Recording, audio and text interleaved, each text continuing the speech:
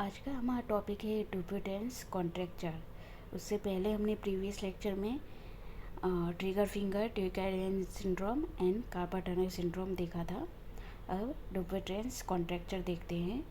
इसमें क्या देखने वाले हैं, इसकी definition, causes, risk factor, grades, complication, sign and symptoms, diagnosis and treatment. Okay, तो ये इसके बारे में डिटेल में देखते हैं। देखो, फर्स्ट फिगर देख लो, आपको आइडिया आ जाएगा। इस तरह से होता है डुपोटेंस कॉन्ट्रैक्चर। ओके, इसमें क्या हुआ है, यहाँ पे ये कॉन्ट्रैक्ट हो जाती है, जो फेसिया होती है टेंडन, ओके, पाल्मर फेसिया होती है, यहाँ से कॉन्ट्रैक्ट हो जाती है, पूरी थिकन हो जाती है, नोड्यूल फॉर्म हो जाता है और इस तरह से फिंगर जो होता है ये बेंड हो जाता है। लेटर स्टेज में पूरा परमानेंटली फ्लेक्स्ड हो जाता है, पूरा बेंड हो जाता है। देखो, इसमें दिख रहा है नोड्यूल्स इस तरह से फॉर्म होते हैं। ये जो फेसिया है, ओके, ये वाली फेसिया है, इसमें नोड्यूल इस तरह से फॉर्म हो जाता है। ओके, इसे ही डुपोटेंस कॉन्ट्रैक्चर कहते हैं। देखो, इसमें स्टेजेस बताया है, पहले नोड्यूल फॉर्म होगा, फिर इस तरह से पूरा धीरे धीरे वो कॉन्ट्रैक्ट होने लगता है और लास्ट में पूरा इस तरह से बेंड हो जाता है। तो ये इस तरह से प्रोग्रेस होती है। अब फर्स्ट इसका इंट्रोडक्शन देखते हैं। डुपोटेंस contracture is a condition in which one or more fingers become permanently bent in a flexed position. Okay, तो एक से ज़्यादा, most commonly ring finger affect होती है, फिर मिडल फिंगर, लिटिल फिंगर को भी अफेक्ट करता है। तो एक से ज़्यादा फिंगर क्या होती है, परमानेंटली बेंड हो जाती है, फ्लैश पोजीशन में परमानेंटली देखने को मिलता है। It is a named after Guillaume Dupuytren. ये जो है गुलियम डुपोटेंस, इन्होंने इसकी फर्स्ट खोज की थी। Okay, who first describe the underlying mechanism of action. इन्होंने, इनके नाम पर से इसको डुपोटेंस कॉन्ट्रैक्चर नाम दिया गया। It is usually begins in it is usually begins as a small hard nodule just under the skin of the palm. तो इसमें फर्स्ट कैसे शुरुआत होती है, स्मॉल नोड्यूल देखने को मिलता है स्किन के, वो जो पाम वाला सरफेस है उसके रिंग फिंगर के जस्ट नीचे की ओर नोड्यूल देखने को मिलेगा। Then worsen over time until the finger can no longer be fully straighten. ठीक है, तो इसमें क्या कहा गया है कि जैसे ही कंडीशन वर्स हो जाती है प्रोग्रेशन में, जिस तरह से धीरे धीरे प्रोग्रेस होता है डिजीज़ का, इसमें मतलब स्ट्रेट फिंगर को आप स्ट्रेट लंबे टाइम तक स्ट्रेट नहीं रख पाते हो, क्योंकि वो कॉन्ट्रैक्ट होके क्या पूरा बेंड हो जाता है फिंगर। तो वही इसमें बताया गया है। The ring finger followed by the little and middle finger are most commonly affected. Little and middle, ये जो मिडल फिंगर है और रिंग फिंगर है, फर्स्ट रिंग फिंगर अफेक्ट होती है, उसके बाद little finger and middle finger को भी अफेक्ट कर देता है। इट कैन अफेक्ट वन और बोथ हैंड, इसमें एक या दोनों हैंड अफेक्ट होते हैं। डेफिनेशन देखते हैं। Dupuytren's contracture is defined as fibrosing disorder that results in slowly progressive thickening and shortening of the palmar fascia and leads to debilitating digital contractures, particularly of the MCP, metacarpophalangeal joints, और the PIP, proximal interphalangeal joints। इन दोनों में मतलब particularly क्या हो जाता है, पूरा bend हो जाता है। ओके, DIP जॉइंट जो होता है वो लेटर स्टेज में, मतलब लास्ट स्टेज में बेंड होता है। Mostly MCP and PIP joint जो होता है वो पूरा बेंड फ्लेक्स्ड हो जाता है। ओके, तो फर्स्ट के मतलब इसमें फाइब्रोसिस होता है, फाइब्रोसिंग होगा, नोड्यूल फॉर्म होगा, थिक होगा। ओके, और उसके बाद कॉन्ट्रैक्ट हो जाती है डिजिट्स। अब इसके ग्रेडिंग देखते हैं। Rest depending on severity. Dupuytren's contracture severity is typically categorized into 3 clinical grades. तो देखो, फर्स्ट ग्रेड 1 में है, characterized by a thickened nodule and a bend within the palmar aponeurosis the fascia on the palm. Okay, palmar aponeurosis हमें पता है कि ये fascia है पाम के यहाँ का, जो पूरा फेसिया होता है। तो उसमें क्या होगा, फर्स्ट ग्रेड में नोड्यूल फॉर्म होगा। Okay, grade 2 involves the development of coarse, thickened fibrous tissue around the tendons, leading to a limitation in the ability to fully extend the affected finger। ठीक है, तो अब सेकेंड ग्रेड में क्या होगा, जो वो नोड्यूल हुआ है वहाँ पे क्या होगा, कॉर्ड डेवलप होगा। ओके, पूरा मतलब इस तरह से थिक कॉर्ड डेवलप होता है, इस तरह से। ओके, और पूरा मतलब फाइब्रस थिक हो जाएगा, पूरा स्ट्रक्चर आप ऐसे टच करोगे पूरा थिक हो जाता है। तो उसकी वजह से क्या होगा, वो फुली एक्सटेंड नहीं कर पाएंगे, बैंड वाली पोजीशन में फिंगर हो जाता है, फुली एक्सटेंड नहीं कर पाते हैं। और ग्रेड 3 में क्या होगा, represent the most severe stages with the presence of a flexion contracture, meaning the fingers are bend towards the palm and can not be straighten.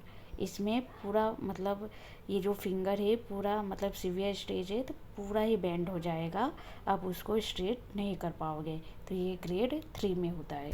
इस टोटल इसके 3 ग्रेड में ये डिसीज प्रोग्रेस होती है। अब कॉजेस देखते हैं, causes and risk factor. Genetic, the conditions often runs in family. कई बार ये जेनेटिकली मतलब मदर को है तो फिर उसके होने वाली बीबी को होगा, इस तरह मतलब जेनेटिकली ये देखने को मिलता है। Smoking and alcohol, smoking and alcohol भी ये रीज़न है। Both smoking and alcohol consumption are associated with an increased risk of developing dependence contracture. तो स्मोकिंग एंड एल्कोहल जो होता है, जो स्मोक करते हैं, एल्कोहल लेते हैं, उसमें ज़्यादातर चांसेस होते हैं डिपेंडेंस कॉन्ट्रैक्चर होने के। क्योंकि उसमें जो स्मोक एल्कोहल करता है तो उसमें जो माइक्रो वेसल्स होती है वहाँ पे वो ऑक्लूजन यानी ब्लॉकेज कर देता है, और ब्लॉकेज करने की वजह से ये डिपेंडेंस कॉन्ट्रैक्चर देखने को मिलता है। यानी जो ब्लड सप्लाई है वो ब्लॉक कर देगा, उसकी वजह से ये डिपेंडेंस कॉन्ट्रैक्चर देखने को मिलता है। ओके, उसके बाद ये एज में देखो, the condition is more common in older individuals. Older जो एज होते हैं, ओके, 50 जो अराउंड सराउंडिंग 50 ईयर्स या उससे अबव हो, उनमें ज़्यादातर ये डिपेंडेंस कॉन्ट्रैक्चर होने के चांसेस होते हैं। Sex, it's more common in man than in women. Man में ज़्यादा होता है, ज़्यादातर मैन में ही मतलब ज़्यादा देखने को मिलता है कंपेयर टू फीमेल। अब इसका मेडिकल कंडीशंस देखते हैं, कौन सी ऐसी मेडिकल कंडीशन है जिसमें डिपेंडेंस कॉन्ट्रैक्चर होता है। Certain medical conditions such as diabetes and seizure disorder may also increase the likelihood of developing dependence contracture. तो डायबिटीज़ और सीजर्स दो ऐसी कंडीशन हैं जिसमें ये डिपेंडेंस कॉन्ट्रैक्चर देखने को मिलता है।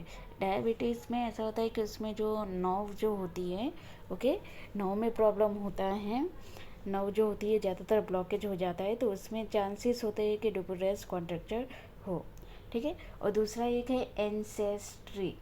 ओके, एंसेस्ट्री एक ऐसे कैटेगरी के पीपल है जो नॉर्थर्न यूरोपियन होते हैं। ओके, इस साइड के नॉर्थर्न यूरोपियन जो होते हैं वहाँ में मतलब हायर रिस्क होता है उन पीपल को डिपेंडेंस कॉन्ट्रैक्चर होने के। एक सर्वे में ऐसा मतलब आया है कि नॉर्थर्न यूरोपियन जो पीपल होते हैं उनमें ज़्यादातर ये देखने को मिलता है। ओके, और वाइब्रेशन एक्सप्लोजर, ऑक्यूपेशन जो पीपल का होता है जिसमें वाइब्रेशन मतलब देखो, prolonged exposure to vibrating tools. Okay, जो वाइब्रेटिंग मतलब जैसे कि ड्रिल मशीन हो गई, तो ये सिर्फ मतलब कैसी है, वाइब्रेटिंग वाली मशीनें हैं। ओके, इसमें जो वर्क करते हैं तो उसमें वाइब्रेशन, रेगुलरली हैंड से वर्क करते हैं उसमें वाइब्रेशन आता है, तो ऐसे टूल्स का यूज़ करते हैं ऑक्यूपेशन में, तो उनको ज़्यादातर चांसेस होते हैं डिपेंडेंस कॉन्ट्रैक्चर होने के। ओके, दूसरा रीजन है एक ट्रॉमा, प्रायर हैंड ट्रॉमा और इंजरी में इंक्रीज द रिस्क। कोई पहले से ही कोई ट्रॉमा हुआ है, मतलब सराउंडिंग हैंड में फेसिया इंजर हो गई है, तो वहाँ पे कॉन्ट्रैक्चर डेवलप होगा और इस तरह से डिप्यूटेंस कॉन्ट्रैक्चर होता है। अब साइन एंड सिम्टम्स देखते हैं। थिकनिंग और नोड्यूल इन दी पाम। थिक, इसमें क्या साइन सिम्टम्स देखने को मिलेगा, वहाँ पे आप जब फील करोगे, पेशेंट का हैंड में देखोगे, वहाँ पे थिक होगा और नोड्यूल फील होगा वहाँ पर। दिस नोड्यूल पेनफुल और पेनलेस। कभी कभार ये नोड्यूल पेन, स्टार्टिंग में तो पेनलेस ही होता है, पर जैसे जैसे डिसीज बढ़ती है आगे तो ये नोड्यूल पेनफुल हो जाता है। और मतलब कई बार ये स्किन के साथ नर्व भी इन्वॉल्व होती है, तो इसलिए वो पेनफुल होता है। Loss of range of motion of the affected finger. अब जिस तरह से ये पूरा कॉन्टैक्ट हो गया है, तो इसमें क्या होगा, रेंज ऑफ मोशन रिड्यूस हो जाएगी। ओके, पूरा आप फिंगर को एक्सटेंड नहीं कर पाओगे। Loss of skills.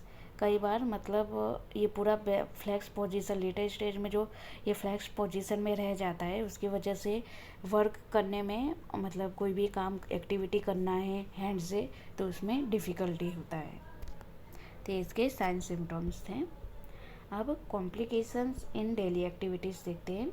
This can complicate everyday activities such as placing your hand in your pocket, तो इसमें डिफ़िकल्टी होगा। पुटिंग ऑन ग्लव्स और सेकिंग हैंड्स, तो इन सब में क्या होगा, डिफ़िकल्टी होगा। ये सब एक्टिविटी में कॉम्प्लिकेशन आएगा। उसके बाद डायग्नोसिस देखते हैं। Dupuytren contracture can be diagnosed by the look and feel of the hand. अब किस तरह से इसको डायग्नोज करोगे, मतलब इसमें कोई प्रॉपर कोई इसका स्पेशल टेस्ट है ऐसा नहीं होता है। मतलब एक्सरे में आप देखोगे तो उसमें सिर्फ आपको नोड्यूल ही दिखेगा और कुछ दिखता नहीं है, तो इसके लिए कोई मतलब प्रॉपर स्पेशल डायग्नोसिस नहीं है। तो आप कैसे एग्जामिन करोगे, पेशेंट का हैंड देखोगे और उसमें फील करोगे आप, तो उसमें नोड्यूल दिखेगा। और पकड़िंग ऑन ऑफ स्किन, वहाँ पे आपको कैसा गड्ढा जैसा दिखेगा, डिम्पल जैसा दिखेगा स्किन पे। Press on parts of the hand and fingers to check for hard knots और बैंड्स ऑफ टिश्यू। ठीक है, आप हैंड से पालपेट करके देखोगे तो वहाँ पे नॉट मतलब एक नोड्यूल जैसा दिखेगा, और टिश्यू जो बैंड जैसा पूरा, मतलब इस तरह से स्ट्रेट लाइन की तरफ पूरा ही कांटेक्ट वाला बैंड जैसा दिखेगा। अब है table top test. Table top test है। The table top test can help identify contractures if you are unable to lay your palm and finger flat on a table top, contracture is present। ठीक है, तो इसमें क्या होता है, आपका जो पाम है उसको फ्लैट टेबल पे रखना होता है। अगर आप उसे फ्लैट टेबल पे नहीं रख पाओगे तो उसका मतलब है कि कॉन्ट्रैक्चर है, तो ये टेबल टॉप टेस्ट किया जाता है। तो ये थे इसके डायग्नोसिस। अब ट्रीटमेंट देखते हैं। जब ये लेटेस्ट स्टेजेस में पहुंच जाता है, एकदम लास्ट स्टेजेस में जब, तो उसमें क्या करते हैं, सर्जरी करना पड़ता है। उससे पहले आप मेडिकेशन यूज़ कर सकते हो। लेटेस्ट स्टेज में सर्जरी की जाती है, जिसमें पार्शियल फेसिक्टोमी किया जाता है, जो फेसिया मतलब कॉन्ट्रैक्ट हो चुकी है उसको रिमूव किया जाता है। अब फिजियोथेरेपी मैनेजमेंट देखते हैं। Short term goals, reduce pain and spasm. पहले क्या करना है, पेन और स्पाजम होगा उसको रिड्यूस करने का गोल रखना है। With use of paraffin wax bath, ultrasound, SWD in early stages of Dupuytren contracture. Okay, तो ये आप जो इलेक्ट्रोथेरापी का पार्ट है ये आप यूज़ कर सकते हो। Maintain range of motion of affected and non affected joints. आपको क्या करना है, इतना करना है कि आपको रेंज ऑफ मोशन जो है ना, जो रिड्यूस हो जाती है वो आपको रिड्यूस नहीं होने देना है, उसको मेंटेन रखना है। उसके लिए क्या कर सकते हो, gentle relaxed PCO exercises, active assisted and active movement of wrist and fingers.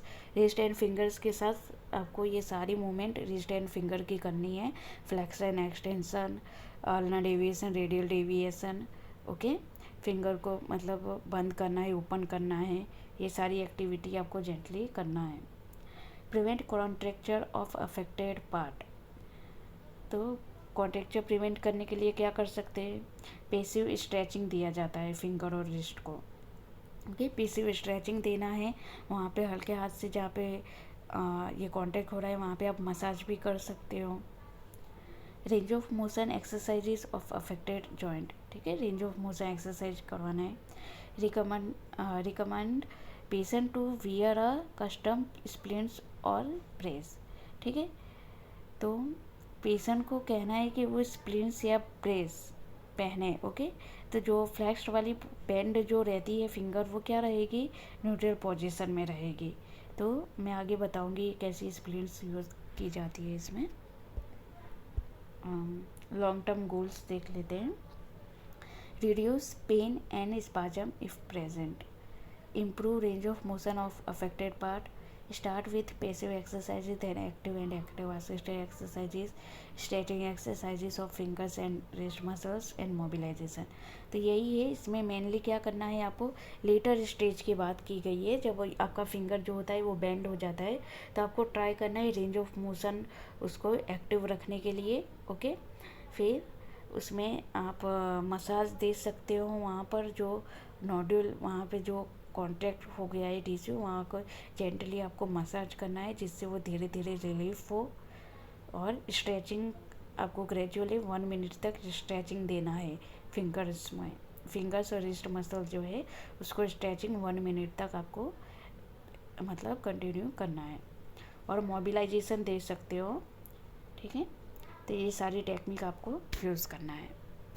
अब देखो स्प्लिंट ये वाली यूज़ करते हैं इसमें इस तरह से, डिपोटेंस कॉन्ट्रैक्चर में ये स्प्लिंट यूज़ की जाती है जिससे क्या होता है कि फिंगर जो होगा वो अपने नॉर्मल न्यूट्रल पोजीशन में रहेगा, ठीक है। तो ये था डिपोटेंस कॉन्ट्रैक्चर। इसमें कोई डाउट है तो आप कमेंट करके पूछ सकते हो। ओके, और कौन सी हम ट्रीटमेंट दे सकते हैं वो आप कमेंट कर सकते हो। वीडियो पसंद आई हो तो लाइक, सब्सक्राइब एंड शेयर कीजिएगा। Thank you.